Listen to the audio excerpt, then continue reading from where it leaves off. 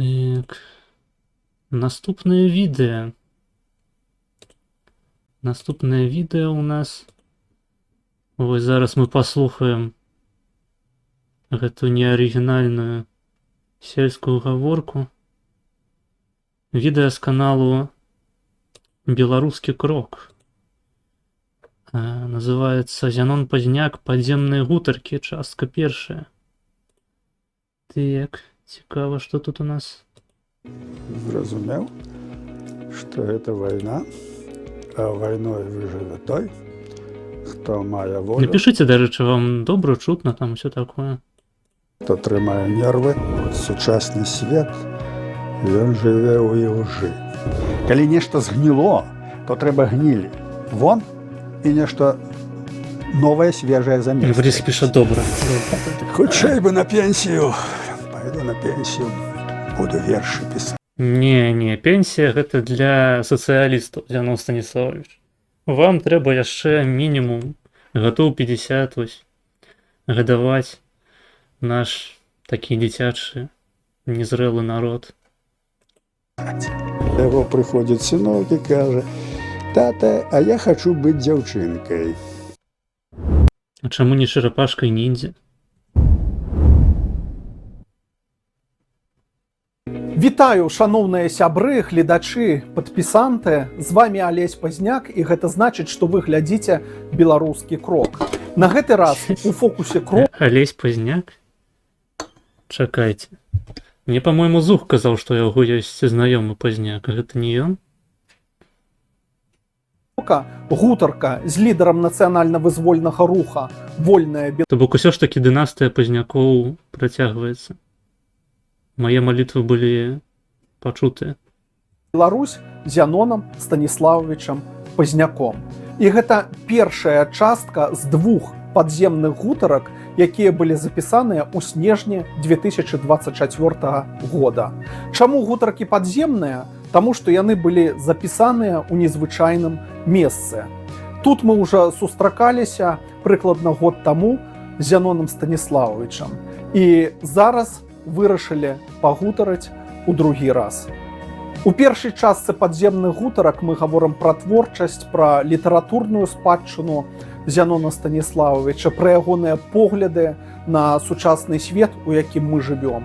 Сябры, чакаем вашых рэакцый на гэтае відэа, каментароў, падабаек. І пачынаем глядзець гэты крок. Падземныя гутаркі з Зяноном Станіславовичам Пазняком. Зянон Станіславович, вітаю вас. Добры дзень. Бачыліся ў гэтым месцы з вами прыкладна год таму. Так, гэта падзямелля, у якім куецца беларускае адраджэнне. Мы зноў тут. Скоро мы з этого падзямелля Dungeon Master. выйдзем, і Беларусь дрыганецца. Правильно? Толькі так. Толькі так. Зянон Станіславович, у 2024 годзе у вас быў юбілей. Вы ў добрай фізічнай форме. У чым ваш сакрэт? Гэта гены ці вы сябе падтрымоўваеце так? Ну, мне трохі дзіўна чуць. Ніякого сакрэта тут няма. Жыву сабе, як Бог дае, і все. Вот. Ну, конечно, стараюся не рабіць таго, чаго не трэба, не лезці туды, куды не трэба. Ось, так, як бы трошачкі думаю, што ўжо ж такі гады, ўжо не можна жыць так, як у 20 гадоў, бо некаторыя гэта не разумеюць. Вот это наш Лукашенко. І он паказваў усім, што ён герой, у 50-60 год, у хакей ганяе, ўсё гэта. І да чаго ён даганяўся? А гэта не можна рабіць, таму што арганізм у гэты час гэтых нагрузак не прымае. Ну, гэта мы пра Лукашенко пачалі гаварыць. Вот. А што датычыць сябе, я асабіста не праймаюся, але я думаю, што Бог дае. Все, што Бог дасць, быць толькі яму ўдзячным. Добра, дзякуй за адказ. Я прыйшоў з 2 вашымі кніжачкамі сёння.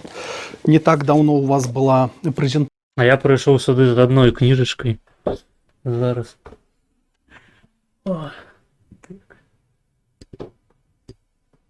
Не, стоп, гэта Канстытуцыя.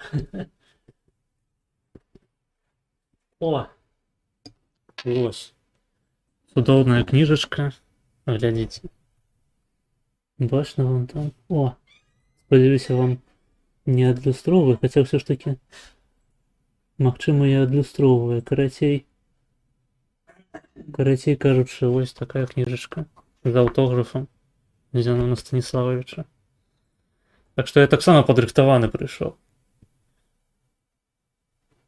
Прэзентацыя ў Нью-Йорку новай вашай кніжкі, якая называецца «Сам выдат». Гэта беларускія падземныя выданні 1970-80-х гадоў. І на прэзентацыі вы сказалі так, што вы лічылі доўгі час, што гэтая кніжка, гэтыя вашы рукапісы, якія былі створаныя ў тыя гады, што яны страчаныя, згубленыя. Але неўзабаве яны выплылі ў глобальным сеціве, у інтэрнэце, і вы выдалі іх асобнай кніжкай «Сам выдат». Скажыце, калі ласка, ці ёсць у вас яшчэ якія-небудзь творы, кнігі, якія не пабачылі свет? Можа, штосьці засталося ў Беларусі у выглядзе рукапісаў? Ну так, конечно, засталося в Беларусі. Шмат што проста распаўзлося і страчана. Ну, сам выдат такі быў пад дашку, не толькі ж я пісаў Мікола Ярмаловіч, рассылалі гэта ўсё, рассылалі паштоўкі. Зараз гэта сабраць немагчыма, бо гэта ўсё там. Яно распаўзлося па руках, можа, дзе ляжыць. Вот. Таму, можа, дзе што знайдзецца. А можа, як звычайна ў нас у беларускай гісторыі, проста згіне. Я да гэтага адношуся спакойна. Таму што, ну, такі наш лёс. Пасля таго, як напалі на маю хату, знішчылі маю бібліятэку, ўсё вынішчылі, то я так падумаў, ідзе вайна. Бомба трапіла там недзе ў Дняпры ў дом. Всю сям'ю загінула.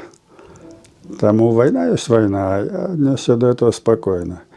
А там загінула ўсё, што я збіраў, усю старая літаратура, пераклады, нават літаратура 19 стагоддзя.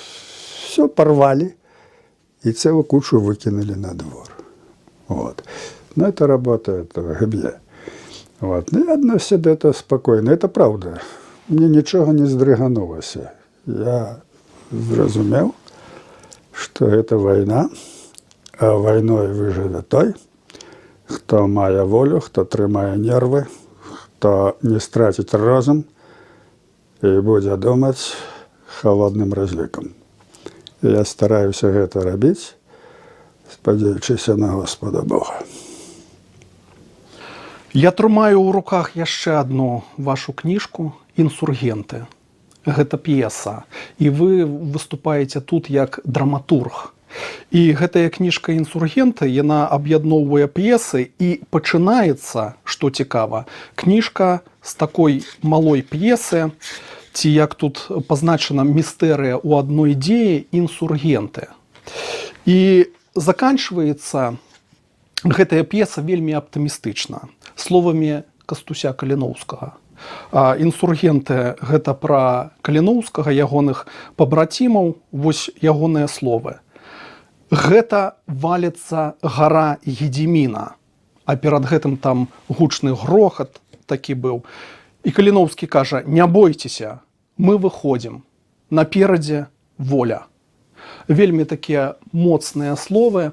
На сённяшні дзень Ну, гэта пра перапахаванне Кастуся Каліноўскага, калі гару Гедзіміна як гэта сказаць, калі яна раз'ехалася пасля дажджу там нейкага ці што, апынулася, што менавіта там былі пахаваныя і Каліноўскі, і, здаецца, і некаторыя ягоныя паплечнікі. Ну, Каліноўскі дакладна, там было перапахаванне. На жаль, Кастусь Каліноўскі не з'яўляецца беларускім героем у самой Беларусі. Прапагандысты называюць яго польскім тэрарыстам. Скажыце, на вашу думку, вось у вольнай Беларусі ці можа Каліноўскі з'яўляцца для... Ну, дарэчы, калі я яшчэ ў школе вучыўся, у нас пра Каліноўскага распавядалі і ў такім, ну, здаецца, добрым кірунку, у добрым такім сэнсе гэта ўсё было прадстаўлена. Я дакладна ўжо не памятаю, але тут яшчэ ёсць такое двойное дно, што ўсё залежыць ад настаўніка, вядома. Таму што я быў знаёмы з людзьмі, у якіх гісторыю вяла проста нейкая салковая залупа. І там, вядома, хутчэй за ўсё пра Каліноўскага, калі і распавядалася, то прадстаўлялася гэта ўсё як што Каліноўскі змагар за сялянства супраць шляхты, за светлую камуністычную будучыню.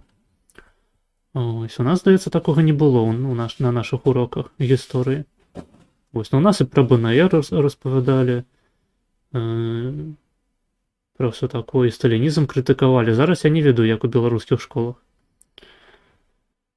Для нас героем нумар 1. Не, ну это все глупство, что говорят пропагандисты.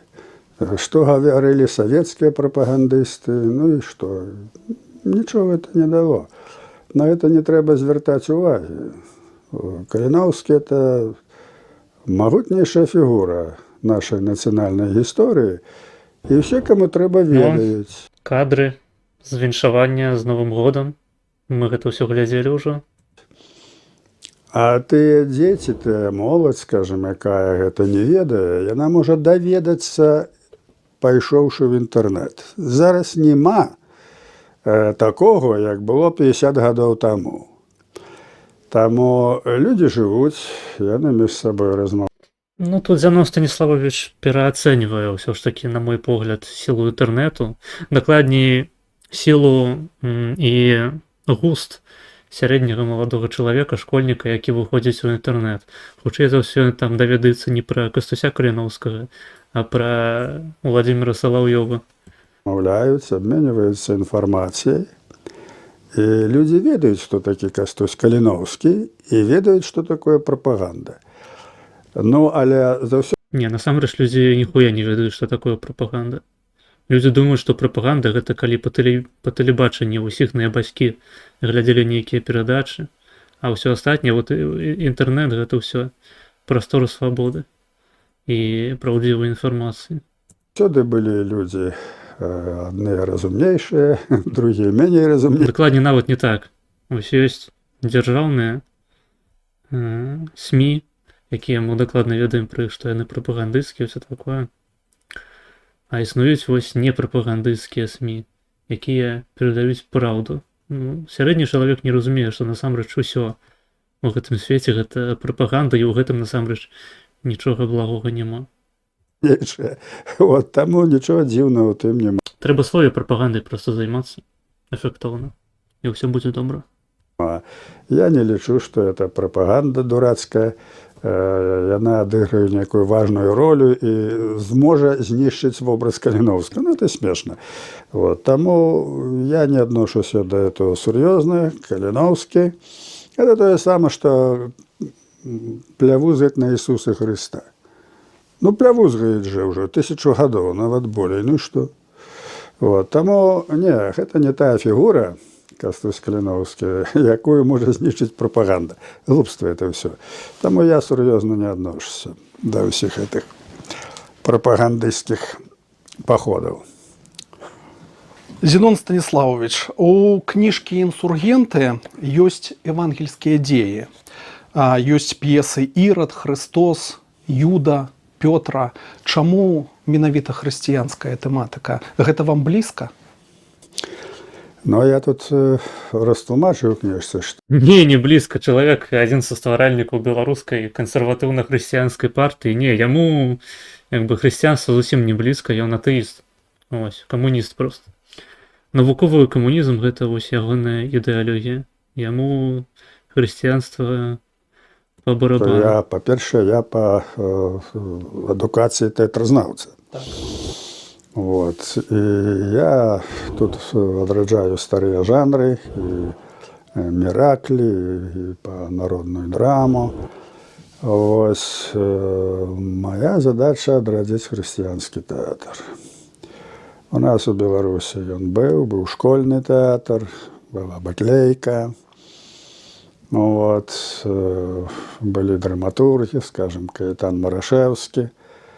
Ось. І зараз вельмі важна было б вось гэтыя ідэі вялікія, якія ў аснове нашага жыцця, каб іх адрадзіць у тэатры, на сцэне.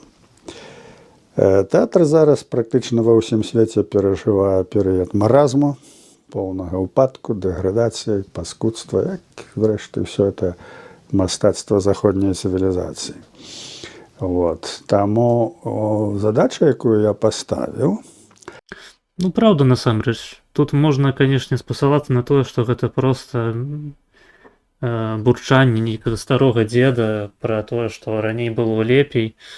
Але калі вы, у прынцыпе, вось калі вы наведваеце тэатры, я не занадта часта гэта раблю, але раней я рабіў гэта часцей, калі ў Любліне яшчэ жыў. Таму што Люблін сёння гэта такая сталіца беларускага тэатру у пэўным сэнсе. І прадстаўленні ўсе яны як бы знаходзяцца на ўзроўні таго, што калісьці людзям вельмі моцна хацелі патлумачыць, што высокае мастацтва гэта мастацтва, у якім няма сексу, у якім няма мату, у якім няма маргінезу, груба кажучы. І гэтым людзям захацелася зладзіць супраціў супраць гэтых кансерватыўных поглядаў на тэатр, і таму па іх меркаванні, калі у вас на тэатры у жанчынаў там гумавыя вось гэтыя ціскі на выкаце, там усе ужываюць нецэнзурную лексіку, калі у вас там, як гэты адзін з чальцоў гурту РСП распавядаў, што яму вельмі хацелася заўсёды на сцэне апасаць у вядро, па-мойму, нечым такім ён займаўся. Вось, карацей, пратэснае мастацтва, вось яно такое. І так выглядае тэатр сучасны. это стварыць драматургію для хрысціянскага тэатра. І Насамрэч, гэта ўсё адзін і той жа дыскурс. Хрысціяне, якія намагаюцца стварыць духоўны тэатр, і людзі, якіх гадавалі хрысціяне, якія проста з пачуцця падлеткавага пратэсту робяць усё наадварот. Гэта ўсё адзін і той жа дыскурс. Хрысціянства і антыхрысціянства — гэта ўсё проста хрысціяне розных гатункаў. на розным узроўні. І для самадзейнага тэатра, і для, скажем, тэатраў пры цэрквах, і для вялікага прафесійнага тэатра. Скажем, п'еса «Павел», там 60 асоб. Это можа паставіць толькі вялікі тэатр з вялікай трупай. Таму п'есы розныя, але нават у такой п'есе, як «Павел», там 12 сцэн, можна асобна паставіць кожную сцэнку. І таму нейкі самадзейны тэатр, скажем, пры малельным доме, ці пры царкве, ці пры касцёле, маглі паставіць такую сцэнку ў сувязі там з калядамі, допустим, ці з нейкім святам. Ну, я калі што добра стаўлюся да ідэі. У асноўным таму, што насамрэч так званыя хрысціяне — гэта ў 99% выпадкаў проста кандовыя паганцы. Хрысціянізаваныя. Асабліва калі яны каталікі, там праваслаўныя. Я таксама это прадугледжваў. Вот. Гэта Галоўнае — это што? Галоўнае — гэта гарызантальныя сувязі, грамадзянская супольнасць. вельмі І рэлігія — гэта форма проста грамадзянскага аб'яднання. важна. Паўтараю, бо ў аснове гэта вось той жыццёвы сэнс, якім жывуць людзі, якім жыве ўвогуле чалавецтва. Трэба да этого сэнсу вяртацца, бо сучасны свет, ён жыве ў ілжы. Ілжа стала нормай, людзі гэта ўжо нават не заўважаюць. А это крах асобы. Вот, трэба вяртанне да гэтага. Ёсць цэрквы, ёсць касцёлы, ёсць Евангелие, ёсць тэксты, жыцці святых, усё там можна прачытаць усё, але няма тэатра зараз. Ёсць, конечно, фільмы робяць, там розныя суполкі рэлігійныя, гэты фільмы выходзяць. Я некаторыя з іх глядзеў нават на добрым узроўні. Ну, Мел Гібсон паставіў «Пасію». Жарсці Христова. Выдатны фільм, просто добра вельмі зроблена. Не глядзеў, не магу нічога сказаць. Ну, это вялікі рэжысёр, это прафесійнае кіно. Вось, і вось такіх фільмаў для сучаснага свету трэба паболей. Вот. Дык вот я паставіў такую задачу падрыхтаваць драматургію, таму што тэатр не ўзнікне, калі няма драматургіі.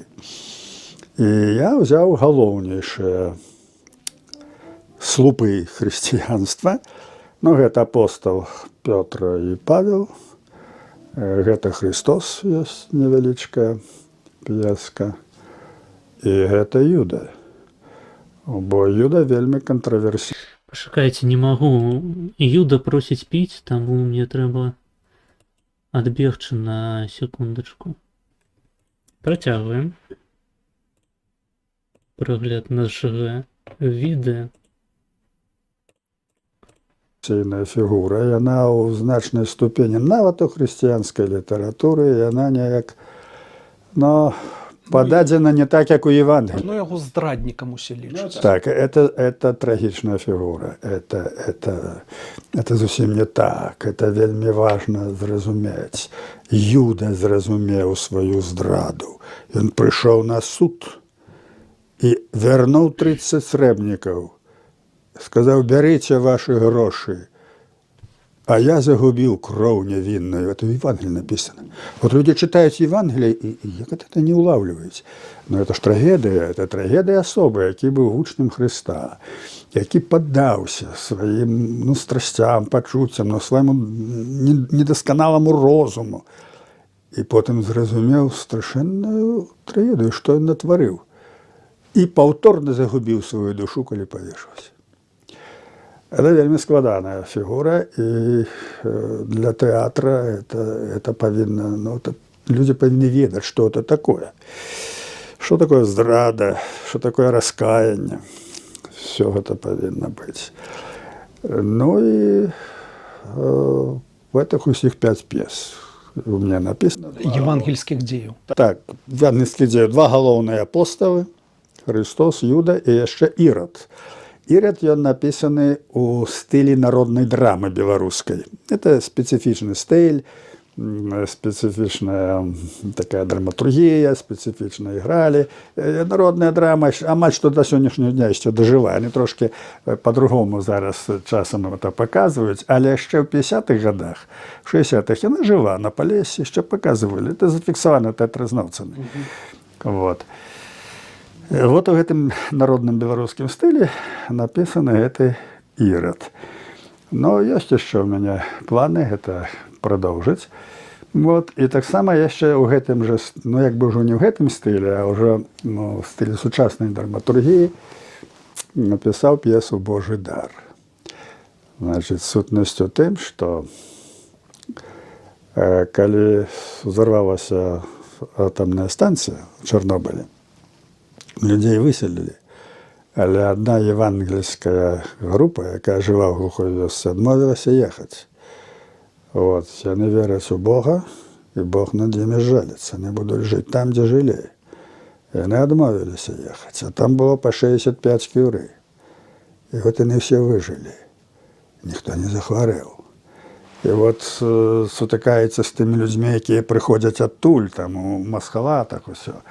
І от показана, Вось гэта такая фантастычная з'ява. Цуд такі. Да, такі цуд, які праецыруецца ў маленечкай такой суполцы на цэлую нацыю. Тут і сімволіка яшчэ. Як глыбокая вера і пераканання стварылі такія дачыненні, што яны там выжываюць. П'есы вясёлыя. Там і гумар ёсць, там кахаюцца, жэняцца, все так это. Вось. Таму што сама вера, яна добрая, яна вясёлая. Вот. І гэту п'есу я таксама як бы працяг гэтага хрысціянскага тэатра. Ну што, я разумею цудоўна, што зараз ніхто іх ставіць не будзе. Атрымоўваецца, што вы працуеце на будучыню. На будучыню, сапраўды.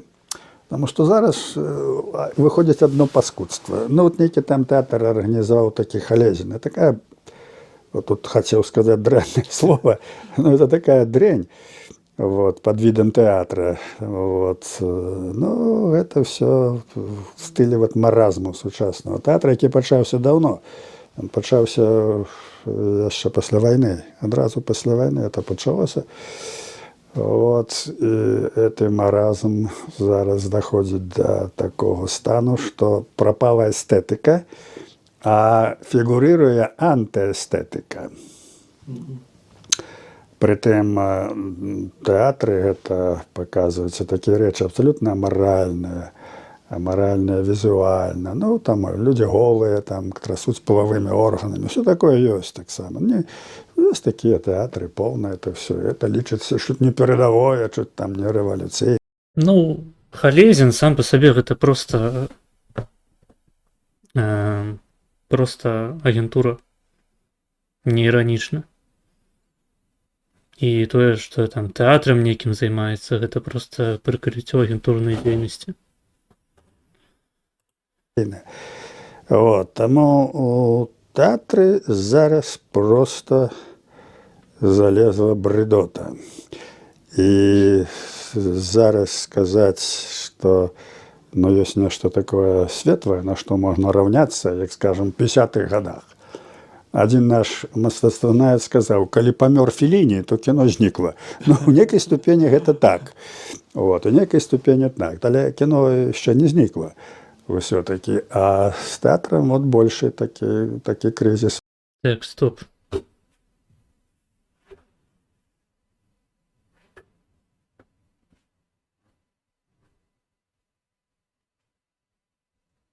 У нас праблемы з сеткай нейкія.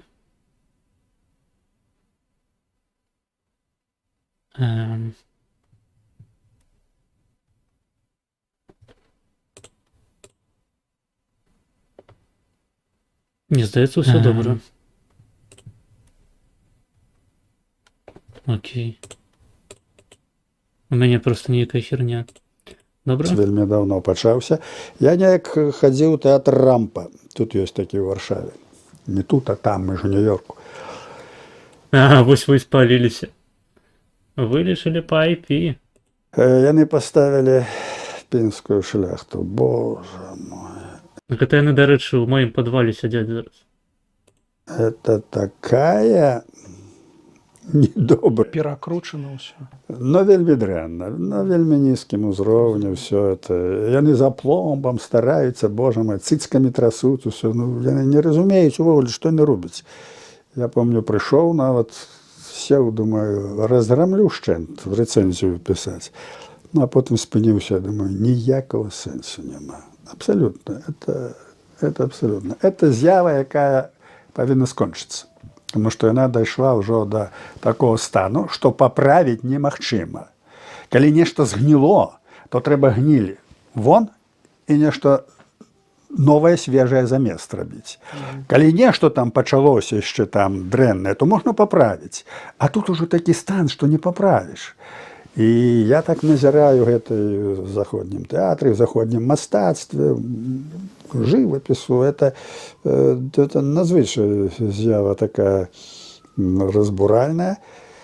Ну, і то, що я роблю, це таке, якби, трошки фантастичне, тому що ніхто ж це ставити не буде. При сьогоднішніх умовах. Але є драматургія, з'являться люди, які це поставять.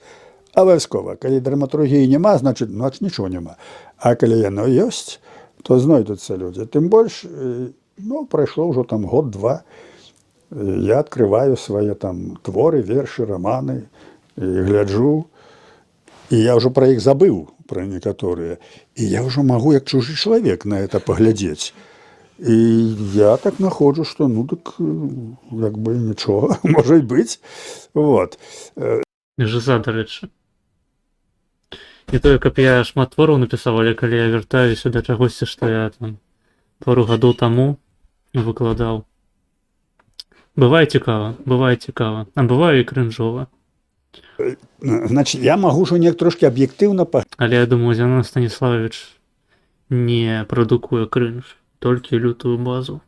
глядзець на то, што написано. Бо... Збоку так. Так, бо калі ты вот толькі што напісаў, ты ще ў гэтых пачуццях, у гэтых вобразах, усё табе это здаецца так хораша, ты так это все добра зрабіў, а потым прыходзіць час і думаеш, што ты напісаў такое? Звычайна наадварот, калі у цябе з'яўляецца нейкая ідэя, ты пачынаеш яе рэалізоўваць, а потым па нейкай прычыне пра яе забываеш ці забіваеш на яе, а потым вяртаешся і думаеш, ёб твою мать. Умер ад крынжа, як кажуць. Вот, таму павінен прайсці час, каб ты сам мог глянуць на свае творы і зрабіць сабе некую ацэнку. Таму ўсё трэба адразу. Напісаў, апублікаваў. Пачаў нешта пісаць, трэба дарабіць да канца адразу і апублікаваць. Іначай будзе дроч, як мы абмяркоўвалі з Леслі Найф на стрыме. Проста гадамі, беспрадуктыўна. Паколькі я маю, ну, нейкі, так, будзем сказаць, нейкі прафесійны падход, все-таки я мастацтвазнаўца, знаю нейкія, кажу, законы жанра, ўсё. Ну, то пакуль што я лічу, што працаваў не дарма. Вот. Але акрамя мяне, можа быць, этого ніхто і не ведае. Але народзяцца новыя людзі, прыйдзе новы час, і нічого добрае не прападзе. Так пастроена жыццё. Зянон Станіславович, вось у канцы адной з вашых кніг пададзены спіс. І, наколькі я бачу, вы за часы эміграцыі напісалі больш 40 кніг. Гэта і проза, і... Ёпта. Я на адным са стрымоў сказаў 25. Апынулася больш 40. Ну, мне яшчэ доўга прыйдзецца навёрстваць. І паэзія, і палітычныя артыкулы, нарысы вашы пэўныя. Скажыце, над чым вы працуеце зараз? І дзе можна набыць вашыя кнігі? Зараз беда, таму што палітыка займае ўсё. Зараз не тыя людзі, не тое пакаленне, няма такого агульнага масавага руху нацыянальнага, міграцыі шмат, але, як кажуць, работы шмат, работнікаў мала. І таму прыходзіцца вельмі шмат аддаваць палітычных. Тым больш вайна пачалася, трэба на Украіну ездзіць з полком, усё, і это ўсё займае. Праўда, раней таксама было, але я неяк умудраўся. Вот эту паэму «Великое княжство» я практычна напісаў у машыне. Па дарозе з Нью-Джерсі ў Нью-Йорк. Это гадзіна язды. А мой, што на заднім сядзенні сядзеў, пісаў. Вот. Ну, то зараз яшчэ больш заняты. Так што неяк зараз так цяжэй. Мне шмат што ёсць напісана, пачатак і не скончана. Вот нешта пачаў, не скончыў, думаю, потым. Пачаў, не скончыў, я не надзеў рукопіс. Я некаторыя рукопісы знайсці не магу. Пісаў нешта, дзе это дзеў. Вот. Таму это вот такі вот час настаў. Вот, для что не ведаешь, за что хапаться. Вот. Это не 19 стагоддзе, калі, скажем, пісьменнік уставаў 7 гадзін, вастрыў пёрка, сядзеў за столік і пісаў якую-нибудь там сваю паэму там ці што. Так. Такога цяпер няма. Таму, ну, спадзяюся, што некалі давяду это да ладу. бо я хочу ще і продовжити і християнські п'єси писати, і шмат ще є інших задум, і оповісті, некоторі вже початі. Вот. Ну, але тут як Бог дасть. Я так думаю, що коли зміниться ситуація, коли переможемо на Україні, коли Мордор буде розбитий, коли режим сканає і буде вольна Білорусь, ну тоді можна буде продовжити цю працю. Ну, це я говорю серйозно, але самому смішно. Чому? Чому? Тому що я вспомнив, Тому що занадто шмат досвіду. був такий, ну, лічився поетом, але він на самой справе графоман. Це Олесь Бошко, Олесь Башко. Вот. Це така агентурна була історія, він працював на КГБ, одночасно вірші писав. І от він став директором музею Янки Купави. Робити не було чого, а я був якраз репресований. І там працював фотографом. Ну і от з часом я доходив до його кабінету, його сумний, він глядів в окно, і ми починали з ним говорити про то і про сьо. І він мені каже, каже, хоча б на пенсію, пойду на пенсію, буду вірші писати. Зрозумів? Зрозумів. От так, саме час пойти на пенсію, писати вірші. От напишеш вже тоді. Сябры, калі вы рэгулярна глядзіце беларускі крок, то я ўжо казаў, што 16 лістапада 2024 года судом Ленінскага района горада Гародня YouTube-канал «Беларускі крок» прызнаны экстрэмісцкім. Разам з YouTube-каналам экстрэмісцкім прызнаны і тэлеграм-канал До речі, тут 999 подписчиков. Я думаю, зараз ви будете свідками того, як цудовний канал Маргінез становиться 1000-м подписчиком каналу Белорусский крок. Опа. И что? Да, походу гэта все ж таки 3 шестерки. Перевернутые, перегорнутые. Ну это наебалово некое. Что такое, блядь? Да, ладно. «Беларускі крок». А таксама мае асабістыя Просто одна подписка Маргинеза лічыцца як 1/10 подписка нормального человека. старонкі ў сацыяльных сетках Facebook і Instagram. Так, подписывайтесь так само на мои соцсетки, там донатьте, все такое. На Discord, до речі. У Discord, все у Discord. Там треба нам собрать шмат людей. Там уже есть цікавые люди, там ось Белорусіяна у нас, Леслі Найф. Долучайтеся, там можна цікаві речі досвідчить. Сябры, калі вы знаходзіцеся ў Беларусі, то падумайце пра сваю асабістую бяспеку. Калі ж вы знаходзіцеся за межамі Рэспублікі Беларусь, Піша обнови. Ну я не хочу тут яшчэ тайм-коды згубиться. Ну як он нафиг. Ну не хочуць мой голос лічыць, ну хай, ну і мне што, прывыкаць. то вы можете дапамагчы беларускаму кроку. Напішыце, калі ласка, які-небудзь каментар под гэтым відэа, пастаўце падабайку і падпішыцеся зноў-такі пры умове, калі гэта для вас бяспечна. Таксама вы можете ахвяраваць на беларускі крок і такім чынам падтрымаць развіццё беларускага Ютуба. Усім дзякуй, хто глядзіць гэтае відэа. Дзякуй.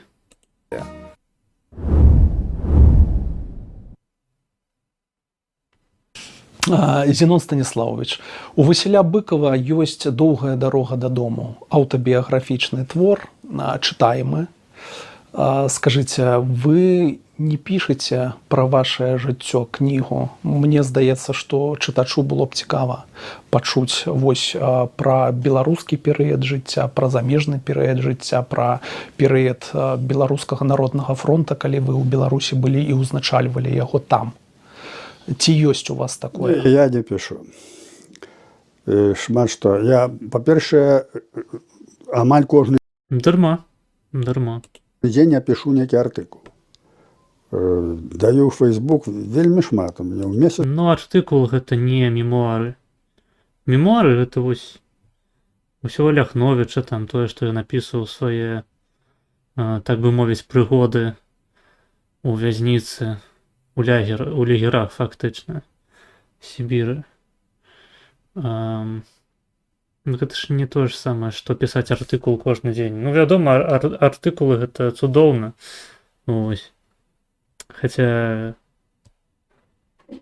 ну, карацей кажучы, трэба пра сябе напісаць што-небудзь, таму што вось людзям цікава, людзі ладзяць з табой размовы, вось падземныя гутаркі, гэта тыпу такая гутарка, якая павінна выкрываць больш твае такія фундаментальныя погляды на жыццё, твой светапогляд, твае нейкія біяграфічныя элементы. Людзям вось гэта цікава. Вядома, у палітыцы гэта не вельмі добра з пункту гледжання таго, што да палітыку не можна ставіцца як да звычайных асобаў, там цікавіцца, як іх там мама любіла ў дзяцінстве, якія ў іх былі любімыя фільмы, там усё такое. Да палітыку наадварот трэба ставіцца так, што мне насраць на тое, што ў цябе там было ў дзяцінстве, ты зараз робіш хуйню, і я цябе буду за гэта крытыкаваць. Вось, але Зянон Станіславович, ён не зусім палітык, ён усё ж такі ідэалагічны такі лідар. Ось, таму людзям было б цікава паглядзець, напрыклад, чалавека незломнага. Па 20-30 артыкулаў выходзяць. І многія рэчы я там пішу, ну, пра гістарычныя падзеі, там усё. Але каб пісаць так жыццёвыя падзеі, ўсё, пакуль што не. Ну, я думаю, можа, Бог дасць мне болей пажыць, то, можа быць, будзе вольны час. Ну, можа, тады нешта і напішацца. Таму што значыць пачаць пісаць там нейкія мемуары? Трэба адкласці то, што трэба пісаць. Неабходна, што трэба. Трэба адкласці першачарговая задача, адкласці прыярытэты, сесці і пачаць пісаць мемуары. Это ж час. Таму я гэтым не займаюся. От, бо я так думаю, калі Бог табе даў здароўя і гады, то ты давай іх па конях, гані каней. Вот, а не займайся там этим самым, а то Бог адбярэ. Таму я гляджу так, што трэба прыярытэтныя рэчы рабіць. Ідзе вайна, трэба памагаць Беларусі, украінцам, нашым людзям, трэба перамагчы. І мы это зробім. Скажыце, а што вас натхняе як творцу? Ну, як сказаць, што натхняе? Ну, то само сабой так. Яно так жыццё пабудавана. Это просто з вас выходзіць так? Энергія такая. Ну, бывае, што і энергія. Як вам сказаць, калі няма унутранага стану, то ты нічого не напішаш. Бо калі у цябе паяўляецца нейкі рытм, нейкая музыка, і потым нешта, одно слово можа быць, так? Сядаеш і пішаш верш адразу. Яно ідзе ў рытме, яно адразу ўсё ідзе. Вот. А так вот сесці, пакласці аловак і думаць, ну, зараз нешта напішу, нічого не напішаш. Яно павінна прыйсці. І трэба эту музыку слухаць. А яна можа паявіцца ў зусім нечаканым месцы. Зусім нечакана. Абсалютна. Вот. Таму вельмі важна. Ну, яшчэ вельмі важна шукаць гэтага натхнення. Я не памятаю, чыя гэтая цытата, што калі б я ўсё жыццё чакаў натхнення, я б не напісаў ніводнага верша. Мабыць, хтосьці ў чаце мне падкажа. І гэта сапраўды так, што немагчыма атрымаць нейкае натхнення, калі ты проста сядзіш пры стале у сваім габінеце і стараешся выдавіць сябе нейкую творчую вось гэтую энергію. Вось. Трэба заўсёды знаходзіцца ў творчым пошуку, і тады, вядома, штосьці з гэтага можа атрымацца. Гэта як з навагоднім настроем. Не бывае такога, што навагодні настрой проста на цябе звальваецца сам з ніадкуль. Гэта зафіксаваць. Вот. Асабліва, што датычыць паэзіі. То это толькі так. Я так і рабіў. Ці ты ў цягніку едзеш, ці што, глядзіш там, ці нехто сказаў, раз запісаў, 2 словы. І все, і яно ўжо цябе жыве, яно ўжо жыве, яно тах. Все раз, і яно пайшло. Вот. Но гэта паэты, пісьменнікі, многія это ведаюць. Я ведаю, што Караткевіч так рабіў. Часта мы ж з ім ездзілі ў падарожжы, і я гляджу, раз нешта запісаў. Раз нешта запісаў. Ну, це дайшло. Барадулін так рабіў. Вот. Это трэба рабіць. Вот. Дык вот, гэта унутраны стан душы. Вот. Ну, а што датычыць якія ідэі, У пэўным сэнсе не існуе ніякага метаду мастацтва. Гэта падобна як з навукай, насамрэч. То бок, у навуцы, напрыклад, вельмі важна ўмець, нават калі на цябе звальваецца з неба проста, з паветра нейкая магчымасць, нейкая з'ява, трэба ўмець яе выкарыстаць. Як там было, напрыклад, пры адкрыцці пеніцыліну таго ж, проста выпадкова. Гэта здарылася, калі Флемінг пакінуў там свае чашкі Петры без дагляду, забыўся пра іх, і там грыбок вырас, і ён убачыў, што гэты грыбок, ён там выдзяляе нейкае рэчыва, якое такое бактэрыязабойчую ўласцівасць мела. Тое ж самае з мастацтвам. Ты як бы проста існуеш, знаходзішся пастаянна ў такой гатоўнасці пэўнай да творчасці, і вось з табой здараецца нешта. Гэта можа быць перабудавана ў пэўную... Гэта можа быць структуравана як верш, як нейкая проза. Трэба ўмець проста гэта вычуваць. Тхняюць.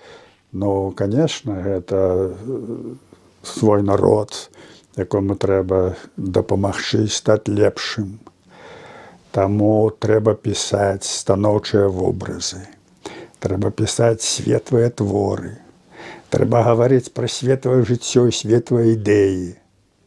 А не займацца, як у рускай літаратуры, крытыкай і пляваннем на чалавека.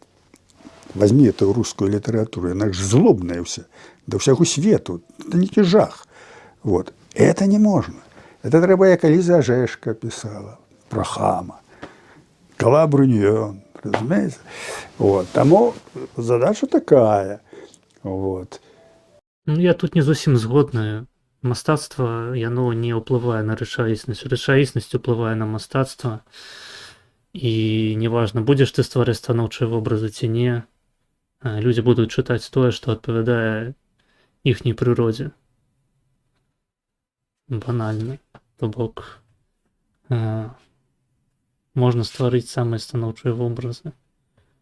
Людзі абяруць, як я ўжо сказаў, тое, што проста ім больш пасуе, што ў іх адгукаецца. Нават калі ты будзеш гэта прасоўваць праз дзяржаўную прапаганду. Ну, окей, праз дзяржаўную прапаганду гэта можа атрымацца, таму што гэта сапраўды сіла прыкладзеная. А калі ты проста творца, які існуе там на рынку творчасці, так бы мовіць, ну, у дэкадэнцкую эпоху ты ніколі не звярнеш на сябе ўвагу чытача, якому хочацца чытаць пра гаўно, пра смрад, гразь і дэградацыю. І калі, скажем, вот я пісаў гэты роман «Павын», я абсолютно дакладна ставіў сабе задачу, што я шмат ведаю хорошых жанчын, хорошыя вобразы жаночыя, яны рэальна ў жыцці. І вот мне хацелася стварыць такі вот жаночы вобраз хорошы. Я думаю, ён мне не надта атрымаўся. Это вот... Чаму? Таму што станоўчы вобраз лягчэй, цяжэй напісаць, чым вобраз спецыфічны, эксцэнтрычны, з нейкімі рысамі характара. Вот у меня две жанчынкі, Лена і Лёля. Вот Лена станоўчы вобраз, а Лёля эксцэнтрык яна, вот яна ў мне лепш атрымалася. Акцёру на сцэне лягчэй за ўсё сыграць п'яніцу. Да, лягчэй за ўсё нягодніка сыграць. Вот. А вот вобраз станоўчы ўсё, ён вымагае вялікіх душэўных сіл, вопыту, разумення. Вот. Таму я ўсведамляю гэтую вот цяжкасць. Таму я думаю так, што з гэтых двух вобразаў у мяне Лёля лепей атрымалася, чым Лена. Но это моя субъективная такая думка. Там, скажем, жонка моя з гэтым не згаджаецца. Ну, але тут такое. Па-першае, мы гаворым пра раман, які ніхто не чытаў. Таму няма сэнсу пра гэта гаварыць. Зенон Станіславович, скажыце, а з кім з творцаў на сённяшні дзень вы сябруеце, падтрымоўваеце стасункі? Я ведаю, што ў свой час такім чалавекам быў у вас Васіль Быкаў, пэўныя стасункі з тым жа Владзімірам Караткевічам былі, з Геннадзем Бураўкіным, там, з мастакамі рознымі, з Купавай, з Марачкіным. На сённяшні дзень ці ёсць такія людзі ў вашым атачэнні, з кім вы сябруеце, каму патэлефанаваць можаце? Ситуация Кому можно факсом направить поведомление. Это самое важное. такая, што калі пачаўся гэты рэжым, калі прыйшоў Лукашенко, і калі паўміралі нашы вялікія творцы, геніі, а геніем быў Лучанок. Это гений. Кампазітар. Безумоўна.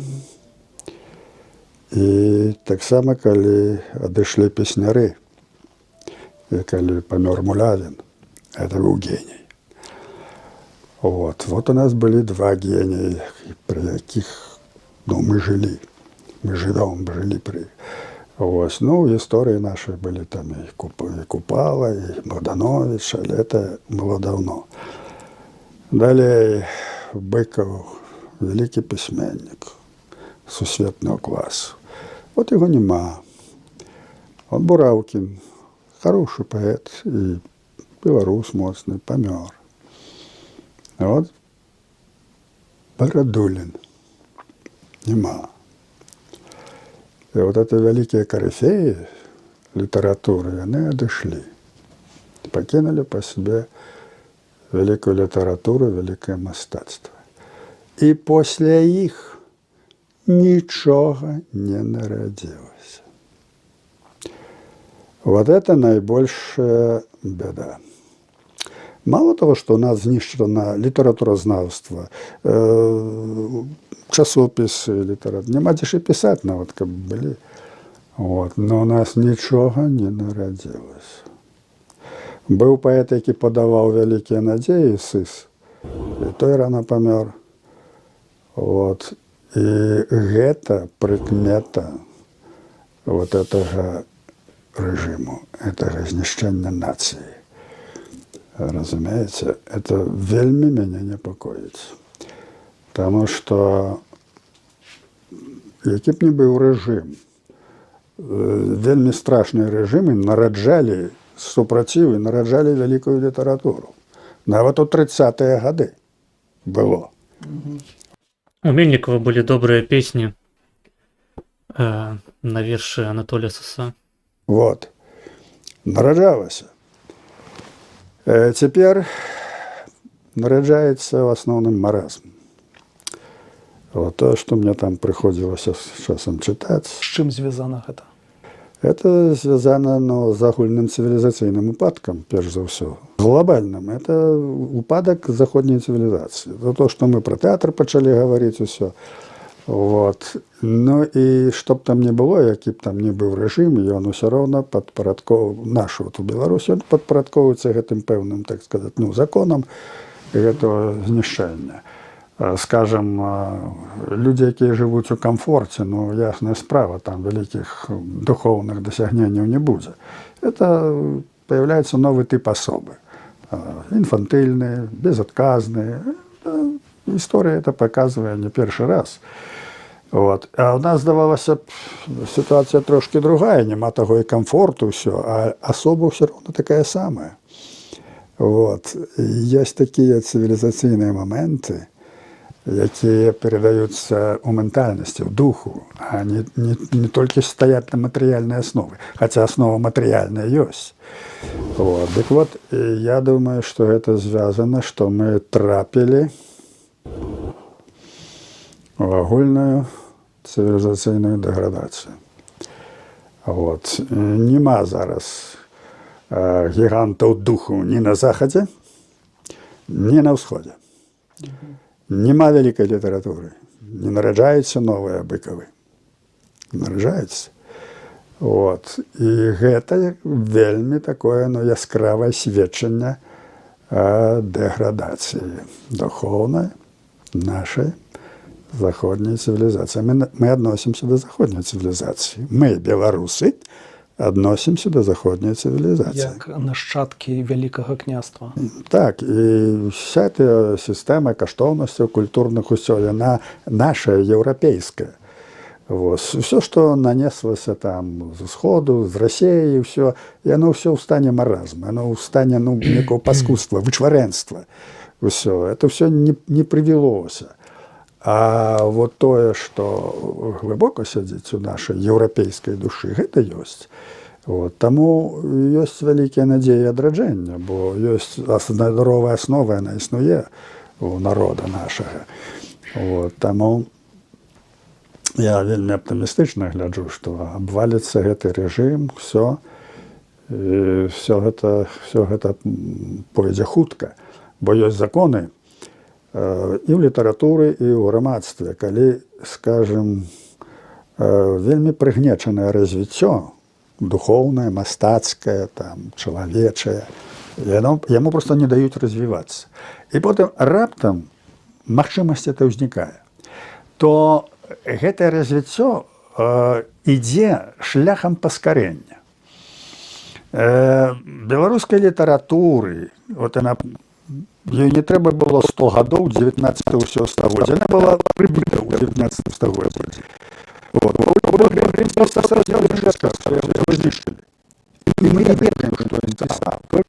Ну, наконт таго, што там пісаў Паўлюк Багрым, гэта ў значнай ступені проста савецкая прапаганда. Перш застаўся. Так? І вот 905 год, наша Ніва, пайшла наша літаратура, і яна прайшла гэты шлях за некалькі гадоў. За 10 гадоў. Усе гэтыя стылі, ўсё пайшло. І сімвалізм, і рамантызм, і рэалізм, ўсё хутенька пайшло. Яно развівалася з паскарэннем. Вот. І вот гэтую з'яву ў літаратуры адлюстраваў наш вялікі геній Максім Богданович. У 915 годзе напісаў спецыяльны артыкул аб развіцці мастацтва паскарэння. Толькі дзесьці праз 50 гадоў там у Балгарыі нехта Гачаў дысертацыю напісаў на эту тэму, потым наш там Каваленка з Гачарова спісываў это ўсё. Но Богданович гэта ўсё. І Богданович, колькі яму тады было гадоў? Ну, маладым ён памёр. Ну, яму было 23 гады, здаецца, тады, калі ён это напісаў. Ну, это геній. Такі ўзровень мыслення, такого разумення мастацтва, все у такія гады гэта толькі ад Бога. Дык вот Богданович... Ну, на маё меркаванне, сапраўды, Богданович гэта лепшы беларускі паэт. Ось. Ніякі там Ян Купала, тоже Веча Караткевіч, ці, не ведаю, Богушевіч, неважна, яны не параўнаюцца. Асабліва, калі гэта ўсё перакладаецца на песні. Ось песні на вершы Богдановича, яны лепшыя з песень, якія, ў прынцыпе, напісаныя на чыісьці вершы беларускія. Богданович это Тая ж Зорка Венера, там, Слуцкія паясы, Пагоня, асабліва. Скандынаўская песня. Ну, карацей, там проста неверагодная нейкая колькасць гэтых песняў менавіта на вершы Богдановича. Такі паэт-песняр. паказаў. І гэта закон, які існуе і ў грамадстве, і існуе ў літаратуры, у мастацтве, і нават у прыродзе. Калі вы бочку, у якой сталілі агуркі, паставілі вясной на зямлю, а потым сярэдняе лета знялі, і бачыце там белая трава. без хларафілу. Праз пару дзён яна будзе зялёная, тут жа пачне расці. Вот табе працэс паскарэння ў прыродзе. Гэта агульны закон прыроды, бо прырода гэта таксама развіццё духа. Просто тыя кантакты, тое, што вот як яна звязана, чалавеку цяжка уявіць.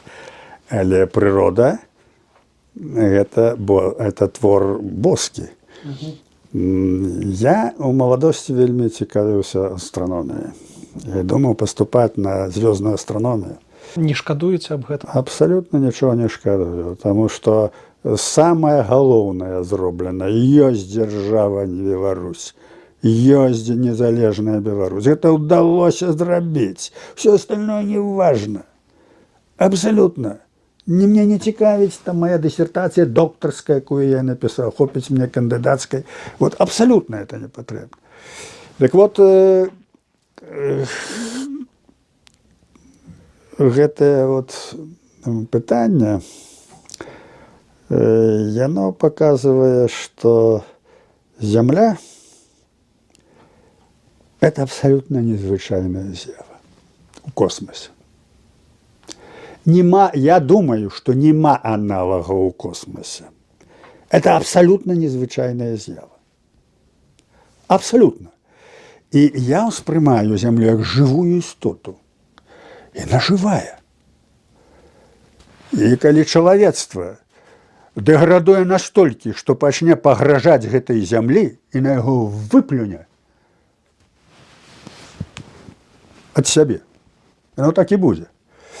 Разумееце? І гэта ўсё стасуецца, трэба чытаць Біблію, трэба чытаць Евангелие. Это стасуецца, толькі трэба ўмець разумець это ўсё. Але такая з'ява ў прыродзе касмічная, як Зямля, гэта з'ява абсалютна унікальная. Абсалютна. Ну, не буду тут расказваць шмат, бо это... Але просто хто хоча, хай задумаецца. Хто разбіраецца у біялогіі, у прыродзе, у клімаце, ва ўсім. Вот. Это дзівосная з'ява, я вам скажу. Вот. Таму тыя сувязі, пра якія я кажу, што і матэрыяльнае, і духоўнае, это ўсё ж такі... Разумееце, так як электрон, ён адначасна і хваля, і можа быць як часціца адначасна. Разумееце, якая з'ява? Это адкрыт яшчэ даўно, там, 70 гадоў таму, так, по-моему, Гайзенберг это адкрыў. Ну, не буду удавацца, можа, я памыляюся, бо некалі я любіў чытаць гэтых. Вось бачыце, Зянон Станіславович чалавек рэнесансу, і астраномія, і Біблія, і палітыка, і тэатразнаўства, і гісторыя. Карацей, я вось сапраўды лічу, што Зянон Пазняк гэта галоўны інтэлектуал, такі сыходзячы ўжо, можна сказаць, такой сыходзячай эпохі. Ось інтэлектуал пасля нежаданай праз мяне ягонага поўнага адыходу. Ось спадзяюся, што гэта адбудзецца яшчэ вельмі не хутка, але пасля яго сыходу застанецца ў Беларусі проста інтэлектуальная пустка, ўжо сапраўдная. І Планка, і Гайзенберга. Вот. Так вот, гэтая вот з'ява, пра якую мы гаворым, ось, Нават калі ён памыляецца ў большыні пытанняў, пра якія бярэцца разважаць, это абсалютна не важна. Все роўна Зянон Станіславович застаецца галоўным інтэлектуалам Беларусі. Дае такі аптымістычны імпульс, што то, што мы перажываем, гэта мы перажываем пэўную з'яву роста, з'яву змены, якая дасць новую рэальнасць. І таму то, што адбываецца з намі, з нашым народам, то, што ён так пакутае, ўсё так, але гэта дасць новую рэальнасць. Гэта дасць магчымасць ужо гэты вопыт накапіць і выйсці, і нацыя будзе больш дасканалай. Вот. Што толькі ў гэтым бянтэжыць? Што вот мы пачынаем думаць катэгорыямі народа, нацыі, там, пакаленняў, а нам бы хацелася гэта самім усё бачыць. А жыццё кароткае. Вот. Таму вельмі важна, вот, каб вырасталі такія людзі, якія мыслілі катэгорыямі нацыі. Тое, што будзе пасля іх, каб яны мелі адказнасць за свае словы, за сваю працу, каб яны это бачылі, вот, што наперадзе. Хрысціянства выхоўвала такіх людзей. Цяпер гэта практычна знікла, таму што Насамрэч хрысціянства выхоўвала людзей, якія пасля смерці трапляюць у рай, таму абсалютна насраць, што там будзе з наступнымі пакаленнямі. А тое, што зараз Зянон Станіславович выказвае, гэта проста кандовае паганства хрысціянізаванае. Ну, чалавек вырас у Беларусі, большасць беларусаў паганцы. Але думаюць пра сябе, што яны веруючыя хрысціяне. Ось тут тое ж самае. Выказваецца абсалютная база, толькі незразумела, чаму гэта ўсё прыпісваецца хрысціянству. Ясна, чаму ж. Часы такія. Чалавецтва эксплуатуе свае нейкія там прыродныя пачуцці. Для хрысціяніна галоўнае Богу служыць і ў рай патрапіць. Всё, што там з зямлёй будзе вось гэтай жывой істоты, уся хуйня. Хрысціяніну сапраўднаму павінна быць насраць. Галоўнае, што як бы галоўнае служыць Богу. І гэта Быць блізка да яго там. Вот. прыводзіць да проста прыводзіць да дэградацыі, таму што людзі у сувязі з гэтым не разумеюць ніякіх простых рэчаў. Для чалавека свабода вельмі важная, але не свабода таксама важная. Можа, нават важнейшая для культуры. Свабода і несвабода павінны быць у гармоніі. Насамрэч, я гэта трошкі іначай бачу. Я лічу, што свабода — гэта каштоўнасць сама па сабе. У адрозненні, напрыклад, ад дэмакратыі. Вот дэмакратыю можна абмежаваць для захавання свабоды, не наадварот. Існуе свабода рознага кшталту. Вось ёсць еўрапейскае разуменне свабоды, як свабода адзінкі, індывідуалізм. Вось гэта сюды належыць. Вось гэта сучасны леволібералізм, у прынцыпе лібералізм. Што тут узгадаць? У прынцыпе, больш левыя плыні таксама насамрэч, хаця заяўляюць пра сябе як пра калектывісцкія, насамрэч уяўляюць сабой абсалютна ускрайнія індывідуалісцкія ідэалогіі і падыходы, і рухі, і практыкі. Ось. Гэтаму можна супрацьпаставіць амерыканскае разуменне свабоды, якое насамрэч трошкі адрозніваецца, хаця таксама там у значнай ступені Канстытуцыя ЗША гэта ліберальны праект. Можна паглядзець на іншыя культуры, такія больш калектывісцкія, як Японія, напрыклад. Ось. І гэта ўсё да чаго? Насамрэч, сапраўдная свабода, яна можа быць толькі калектывісцкая. Гэта свабода калектыву. Гэта свабода калектыву будаваць уласныя межы. Свабода дыскрымінацыі. Гэта свабода людзей, групы людзей акрэсліваць, хто можа з'яўляцца часткай гэтай групы, а хто не можа. І такім чынам яны будуюць яны будуюць пэўную іерархію, форму грамадства, якая для іх найбольш, якая ім найбольш адпавядае.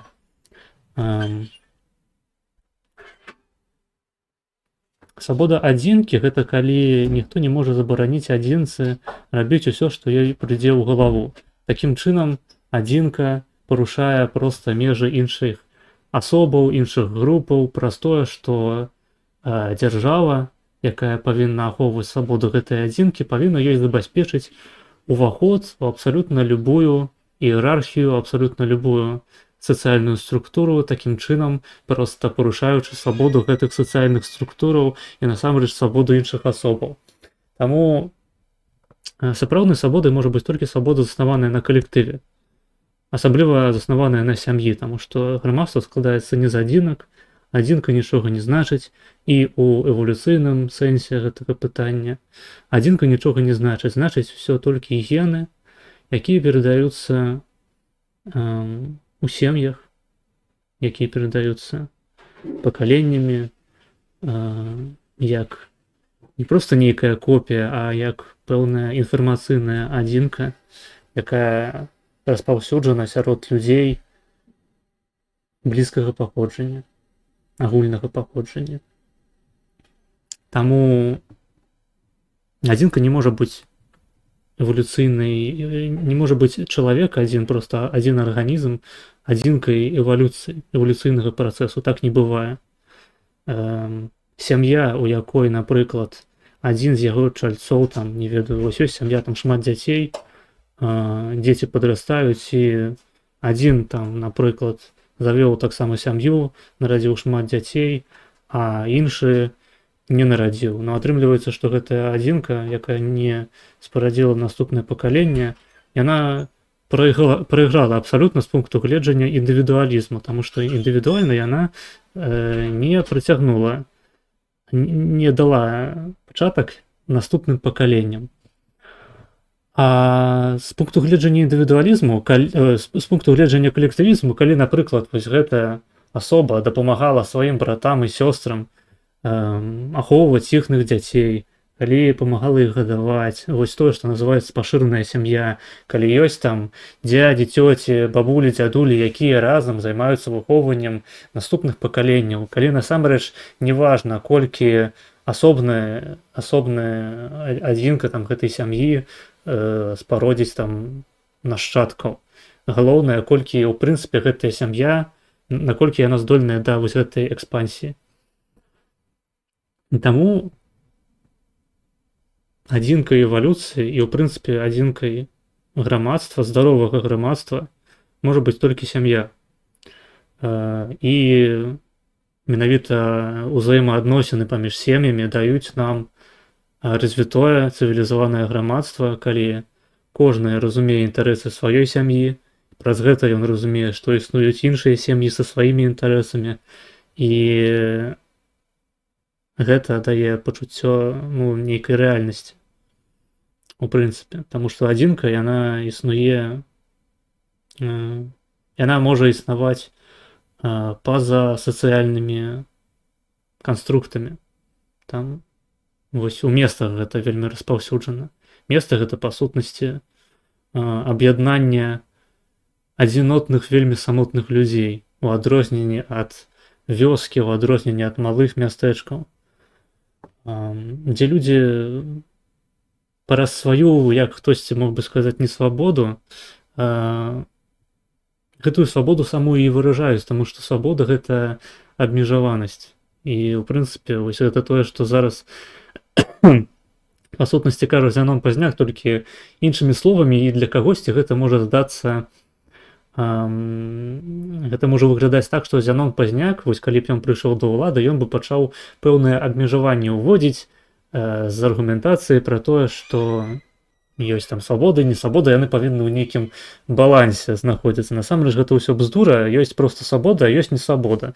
Несвабода, яна можа мець розныя формы, гэта можа быць несвабода праз абвяшчэнне свабоды адзінкі, гэта можа быць свабода праз, не ведаю, абвяшчэнне таго, што вось у вас дэмакратыя ёсць, вы вольныя галасаваць, вось, а не важна, за што вы галасуеце, галасуйце за цэнзуру, вось гэта ваша свабода аб'явіць цэнзуру там на ўсю дзяржаву проста. І ніхто не зможа схавацца ад гэтай цэнзуры, абвешчанай дэмакратыяй. Гэта не свабода, насамрэч. Сапраўдная свабода, яна толькі, вось, карацей, я ўжо патлумачыў. Няма ніякага балансу свабоды і несвабоды. Існуе проста свабода праз абмежаванне. І толькі такая свабода можа існаваць. Ну і все наше грамадства, яно пабудавана на свабодзе і на несвабодзе. Свабода для чалавека. Чалавек можа выказваць то, што ён думае, мае магчымасць працаваць. Жыць як хоча. Да, як хоча, але ёсць крымінальны кодекс. Так? І ёсць фінансавыя усякія абмежаванні, ўсё. І ты не можаш рабіць, што хочаш. Я просто так вольна інтэрпрэтую словы Зянона Станіславовича і дадумваю ягоную пазіцыю, таму што я нядаўна рыхтаваў ролик 9 гадзін, там святочная падборка выказванняў Зянона Станіславовича, і я ўжо проста магу сапраўды доктарскую нейкую пісаць па Зянону Станіславовичу. Я галоўны спецыяліст. Усе, дарэчы, пераходзьце там на канал Наш Хлопчык, можаце гэта праслухаць таксама, просто падборка базы, так мовіць. Тупо выключаеце там, калі кушаеце, калі ідзеце там шпацыраваць, гуляеце ў кампутарныя гульні, перад сном можаце ставіць. Усе 9 гадзін, каб праслухалі. Вось. Калі ты другому чалавеку будзеш шкодзіць, цябе пасадзяць у турму. А гэта не свабода. Так. Вот, значыць, для грамадства ўсяго вот гэтая несвабода так жа важная, як і свабода. Ёсць баланс. Вот. І калі гаварыць так, што раблю, што хачу, свабода без берагоў. У прынцыпе, свабода адзінкі неабмежаваная, яна не здольная да будавання дзяржавы як такавой. Я вот усё, я магу тут голы выйсці на вуліцу, я магу ўсё. А другім это прыемна? А да чаго это прыводзіць? І гэтак далей. То есть тыя напрацоўкі культуры, якія зробленыя чалавецтвам, яны зараз разбураюцца пад выглядам свабоды. Так? Таму што людзі забываюць, не то што забываюцца, ім это не растлумачана многім, што не свабода нам патрэбна, каб грамадства існавала. Іначай яно не можа існаваць, калі мы не можам сябе абмяжоўваць. Уже не можам, бо гэта не свабода, ёсць парадак. І найвялікшы парадак это боскі парадак, які датычыць увогуле маральнасці чалавека, як трэба жыць у прыродзе і як павінны жыць паміж сабой. Это хрысціянска-юдэйскія каштоўнасці. Ну так. Вось. Таму зараз Так, безумоўна. то, што мы бачым, это ідзе такі, да глебе таго, што чалавек свабодны, все, гэта галоўная каштоўнасць, а остальное як быццам нічого не існуе. І от ствараецца чалавек інфантыльны, які нікога не паважае, які эгоіст, які жыве сам сабе, вось, і які эксплуатуе свае прыродныя страсці, недахопы. Вось. І гэта можна, аказваецца, все, можна разбурыць чалавецтва на аснове вот гэтага паняцця чыста прыроднага. Чалавек да культуры ішоў, абмяжоўваючы прыроду. Ну, да гэта ішоў. Да маральнасці, як чалавек ішоў, абмяжоўваючы свае палавыя страсці. Стварэнне сям'і, стварэнне маралі, ўсё. Іначай грамадства не існавала б. Яно жывёла абмязована інстынктам. Жывёла не робіць зла. Яна жыве інстынктам. Вот. Але гэты інстынкт накіраваны Насамрэч чалавек таксама. на прадаўжэнне роду, на, так сказаць, каб від развіваўся, все ж это разумна зроблена. Вот. А вось эксплуатацыя свабоды без берагоў, яна прыводзіць да таго, што разбураецца чалавек, разбураецца, і все гэта пад відам, значыцца, такіх перадавых поглядаў. І вот да Ілона Маска, які быў таксама, дома фігура Ілон Маск цяпер. Сябар Трампа. Сябар Трампа, все, ён левак быў такі чалавек, да яго прыходзіць сынок і кажа: «Тата, а я хочу быць дзяўчынкай». Значыць, у гэтай шкоднай школе, дзе знішчаецца аснова, біялагічная аснова існавання чалавека. Любая школа шкодная, таму што замяняе сямейныя сувязі на сувязь з дзяржавай. Вот. Дзіця прынесла вот такія думкі. І тады ён тады зразумеў, што творыцца нешта не тое. Это вот адзін зразумеў, Дарэчы, асуджаем трансфобію. а другі б не зразумеў. Мы падтрымліваем ЛГБТК+ супольнасць. Вось. Я толькі за. Другі б, разумееце, таму Калі вы адчуваеце, што хочаце стаць дзяўчынкай, наперад, толькі сцяг вам у рукі і поспехаў. Вось гэтыя рэчы, якія існуюць зараз, это вялікая размова, все, але яно все праецыруецца ў мастацтве, у літаратуры, у тэатры, пра што мы гаварылі. І я лічу, што гэта асноўны, як кажуць, тренд, які прывёў да таго, што ў нас з 94-го года не нарадзілася больш геніяў і няма такіх свяцівых, як былі ў літаратуры. Это не толькі рэжым Лукашэнкі. Это агульная з'ява. Бо фактычна такі рэжым, які зневажае нацыю, культуру, гісторыю, ён павінен, наадварот, нараджаць моцных людзей і моцную літаратуру, і мастацтва барацьбы. Яно павінна быць. Дзе яно? Дзе яно? Вот і справа. Таму тут больш глыбокія карэнні, і глядзець трэба. Дзе маі чэрві? Не думаем, памылімся, што толькі знішчым гэты рэжым, і ўсё будзе добра. Будуць другія вызванні. Да вот они в описании, бабуль. Яшчэ страшнейшыя. І мы да іх не гатовыя. Мы да іх не гатовыя. Трэба рыхтавацца зараз. От чаму я пішу гэтыя п'есы, бо, як кажуць, разумныя людзі былі да нас, будуць і пасля нас.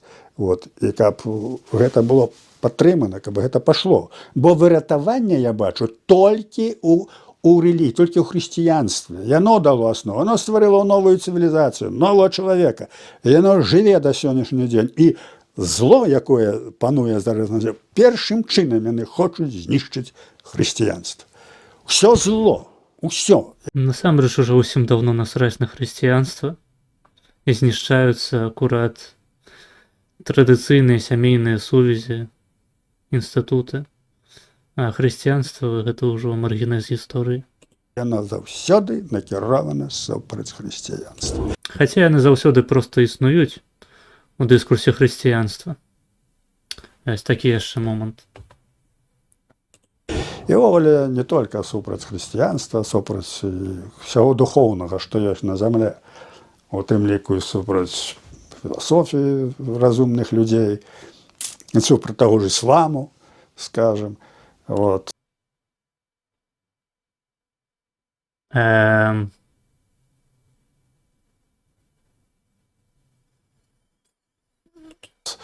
Таму, такая ситуация з нашим мастацтвам, нашай літаратурай. Так, супраць ісламу выступаюць. Ахуенна.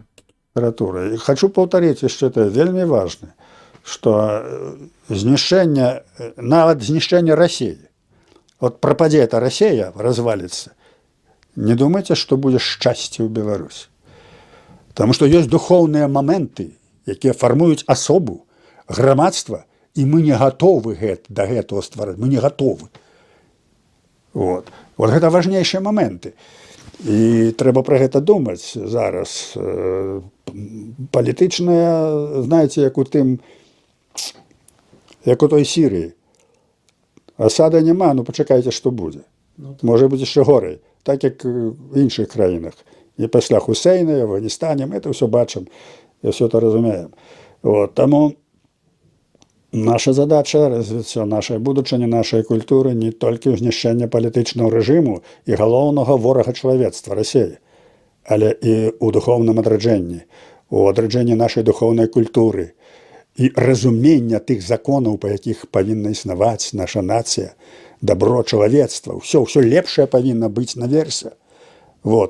І не можа быць талеранцыі і цярпімасці да разбурэння, да зла, да брыдоты. Яно не павінна быць. З гэтым трэба змагацца.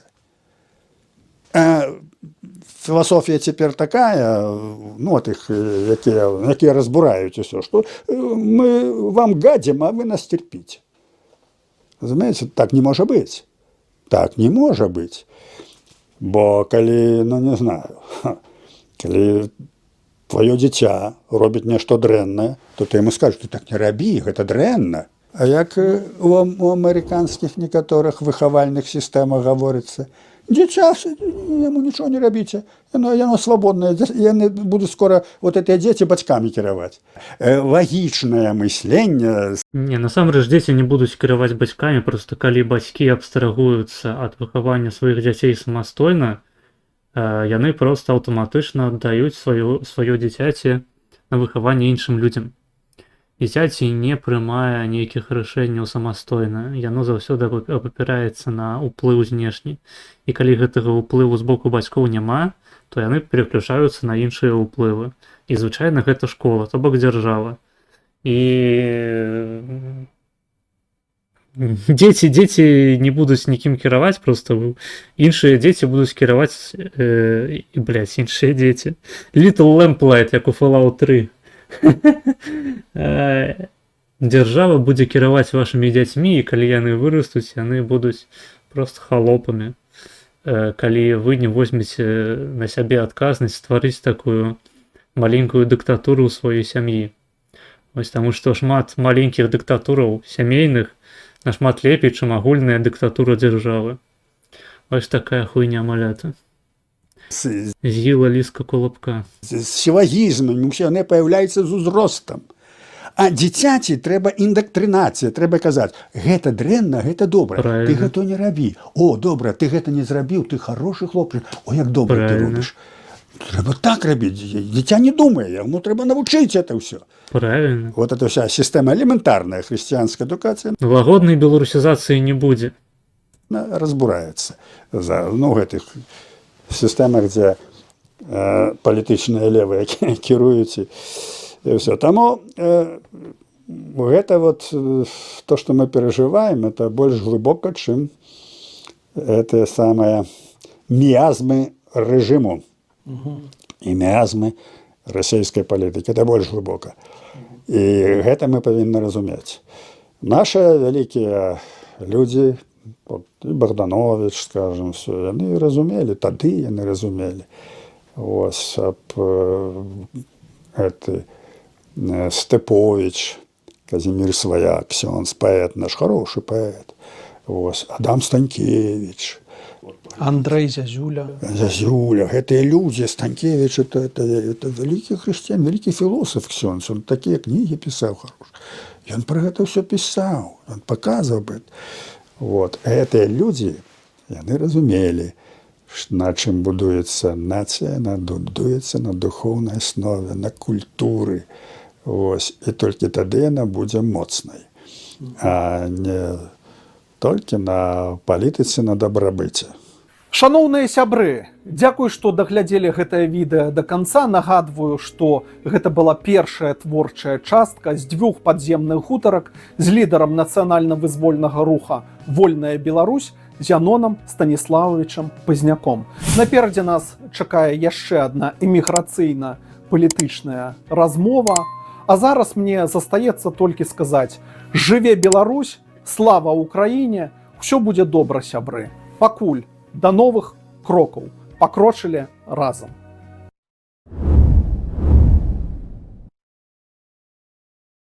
На протесты вышли веселые, пригожие люди, якія танцевали, спевали, якія не приймали протест и дарили клеточки тым, якія их збивали.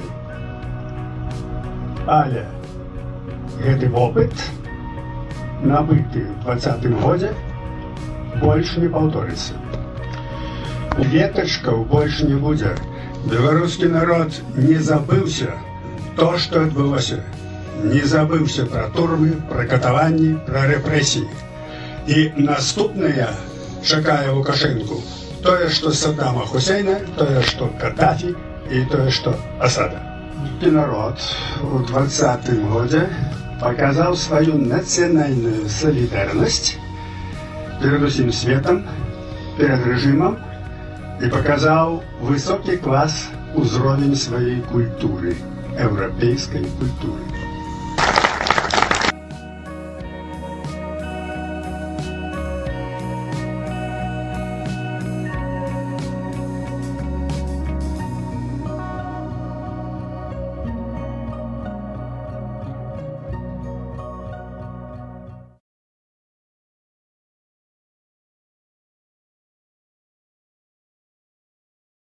Зенон Поздняк Sigma Mail Edit. Только что был перед вами. Так. А мы з вами ідзем далей. Ну, дарэчы, можаце замовіць на другую частку, калі яна існуе. Вось. Ну, в прынцыпе, неблагое відэо. Інтэр'ер трошкі такі нормісны, як бы. Не вельмі цікавае пытанне, але Зянон Станіславович заўсёды куды не прыйдзе, паўсюль распаўсюджвае праменю базы люцейшай. Так, наступнае відэа.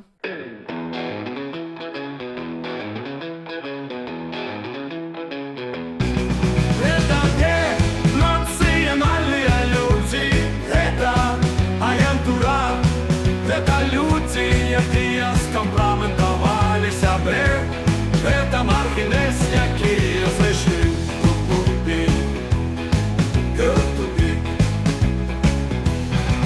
Это не национальные люди, это агентура, это люди, якія скомпроментували себе, это маргінес, які зайшли